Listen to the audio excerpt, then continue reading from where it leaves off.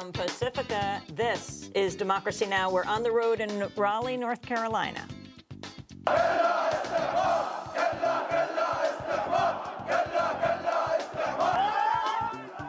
Tens of thousands rally in Baghdad to mark the 6th anniversary of the fall of the city to U.S. troops and to call for an immediate U.S. withdrawal. President Obama made an unannounced visit to Iraq this week. We'll speak with Nir Rosen, independent journalist just back from Iraq. Then the Carolinas have been particularly hard hit by the economic crisis, with North and South Carolina having the second and third highest unemployment rates in the country.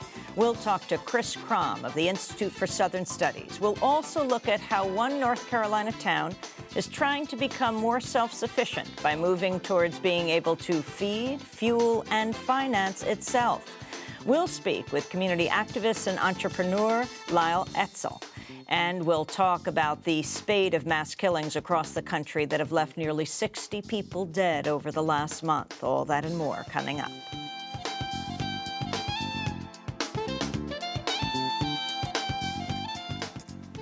Welcome to Democracy Now!, democracynow.org, the War and Peace Report. We're on the road in Raleigh, North Carolina.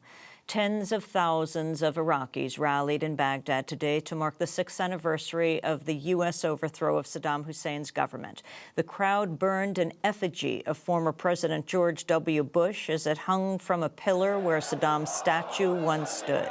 The rally came one day after at least 7 people were killed and 23 wounded in the second straight bombing in a Shia district of Baghdad. We'll have more in Iraq with independent journalist Nir Rosen after headlines. The Obama administration has announced it will now join international talks over Iran's nuclear program. The move reverses a Bush administration policy supporting the negotiations between Iran and Britain, France, Germany, Russia, and China, but refusing to take part. Earlier in the day, Iranian President Mahmoud Ahmadinejad renewed calls for talks with the U.S., but called on the Obama administration to be, quote, honest. If a hand extended to the Iranian nation is truly extended with honesty, justice, and respect, Iran welcomes it. But if, God forbid, it is a hand that is pretending to be honest, but in reality is dishonest, the response of the Iranian nation would be the same response that it gave to the former U.S. President, Mr. Bush. In other Iran news, the Iranian government has charged a jailed Iranian-American journalist with espionage. 31-year-old Roxana Sabari has been imprisoned in Iran since January. A freelance journalist, she's reported for the BBC, National Public Radio, and Fox News. She was working in Iran despite an Iranian government ban on her reporting since 2006. The Pakistani government is reportedly showing new resistance to U.S. military activities within its borders. The Pakistani newspaper Dawn reports Pakistani officials have rejected a U.S. proposal for joint operations in tribal regions near the Pakistani border with Afghanistan. The message was reportedly delivered to Regional Envoy Richard Holbrooke and Joint Chiefs of Chair Admiral Mike Mullen during their visit to Pakistan earlier this week. Pakistani officials also reportedly asked that the U.S. hand over control of the deadly drone missions that have killed hundreds of people. On a visit to India on Wednesday, Holbrooke addressed Indian concerns the U.S. is favoring Pakistan. We are working intensively with our friends in Pakistan to achieve a common goal. That is what we're doing. We know it's going to be difficult, but the national security interests of all 3 countries are clearly at stake. The administration which we represent is committed to this. We're going to do it, but it's going to be difficult. In Israel and the occupied territories, at least 12 Palestinians were wounded after an attack by Israeli settlers on a West Bank village. The settlers smashed car windows and damaged homes before fleeing. Israeli soldiers then arrived at the scene and shot at demonstrating Palestinian residents. Nasri Sabarna of the Veto Council said one of the victims was seriously injured. When the Israelis came, they started firing live bullets and tear gas. As a result, 7 residents were injured. One of them was an 18-year-old who was hit with live bullets in the neck and is now undergoing an operation in the hospital. Meanwhile, in the Gaza Strip, Jerry Adams of Ireland Sinn Féin visited areas damaged by the 3-week Israeli attack earlier this year. Adams condemned the ongoing Israeli siege of Gaza. I witnessed what was happening here back in Ireland on the television screens, and I said then that what is happening here is totally and absolutely wrong, and it should cease. And nothing prepares you for the sight that's all around us, and that confirms my view that what happened here is wrong and it should stop.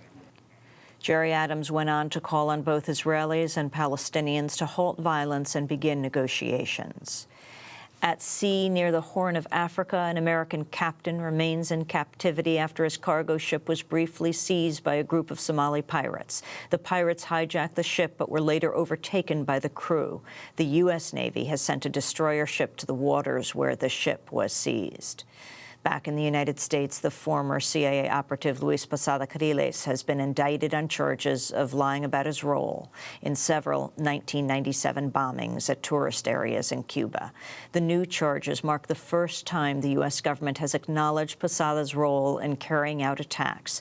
A militant right-wing Cuban exile long supported by the U.S. government, Posada is also wanted in Cuba and Venezuela for the 1976 bombing of a Cuban airliner that killed 73 people. The Bush administration harbored Posada and rejected calls for his extradition. The new indictment accuses Posada of, quote, soliciting other individuals to carry out bombings in Cuba. The Obama administration is planning to unveil new immigration proposals that will likely include a way for undocumented immigrants to receive legal status. The New York Times reports President Obama will speak publicly on immigration next month and convene working groups to craft legislation for as early as the fall. President Obama is considering backing off a campaign pledge to auction off all emissions permits issued under a proposed cap-and-trade system to limit greenhouse gas. In an interview with The Washington Post, White House Science Advisor John Holdren said the administration might auction only some of the permits and give the rest away. Energy industry leaders have lobbied against the blanket auctions, calling them too costly. President Obama has formalized his establishment of administration panel for reforming health care. In an executive order Wednesday, Obama established White House Office of Health Reform. In the order, Obama said the U.S. healthcare system suffers, quote, serious and pervasive problems. The Obama administration's come under criticism for its rejection of a single-payer universal healthcare system favored by a majority of Americans. Meanwhile, in Maine, the state legislature has approved a measure calling for the establishment of single-payer. The Maine Senate passed the non-binding resolution on Wednesday, one day after its passage in the State House. In California, a Los Angeles area psychiatric hospital has admitted to abandoning more than 150 mentally disabled homeless patients in dangerous neighborhoods over a 2-year period. College Hospital will pay a $1.6 million penalty under a settlement with city attorneys. So-called hospital dumping is believed to be a widespread practice in the United States. A new government-backed study has found the nation's mostly privately run electric utilities have failed to properly safeguard their equipment from computer-based attacks. In a new report, the North American Electric Reliability Corporation says so-called cyber attackers retain the potential to disrupt, quote, multiple assets at once and from a distance. The warning came as the Wall Street Journal reported cyber spies have penetrated the U.S. electrical grid and left potentially disruptive software programs behind. According to current and former national security officials, spies from China, Russia, and other countries have infiltrated the electronic networks that control the nation's utilities. Officials don't see an immediate threat, but warn the infiltrations could prove dangerous if the U.S. ever goes to war. And in New York, Governor David Paterson has announced plans to introduce legislation to legalize same-sex marriage. The announcement came one day after the Vermont legislature made U.S. history as the first legislature to legalize gay marriage. And in bailout news, the New York Times is reporting the Obama administration is considering a plan that would encourage Americans to directly invest in the troubled assets of taxpayer-rescued corporations. The proposal would essentially create the equivalent of bonds to buy up the toxic securities, such as bundled subprime loans. The plan's being promoted by financial industry lobbyists, including the money management giant BlackRock.